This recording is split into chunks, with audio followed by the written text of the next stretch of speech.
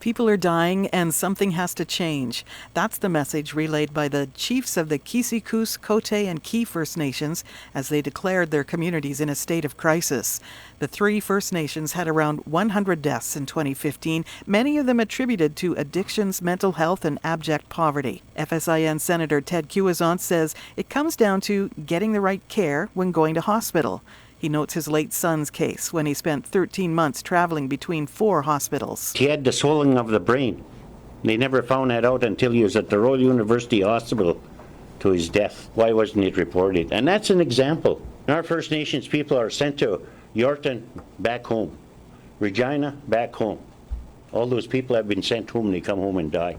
The chiefs say the health issues are well known in the mainstream health system, and the solutions to those problems are already being provided to Canadians, but not to First Nations patients on reserve. On February 27th alone, there were 4 deaths on the Cote First Nation.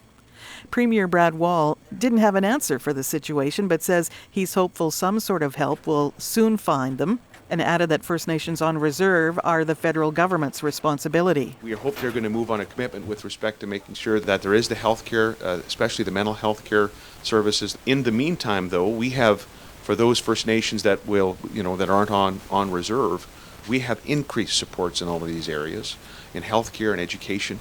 The 3 First Nations have invited both provincial and federal officials to attend a health planning and intervention meeting in the communities as soon as possible.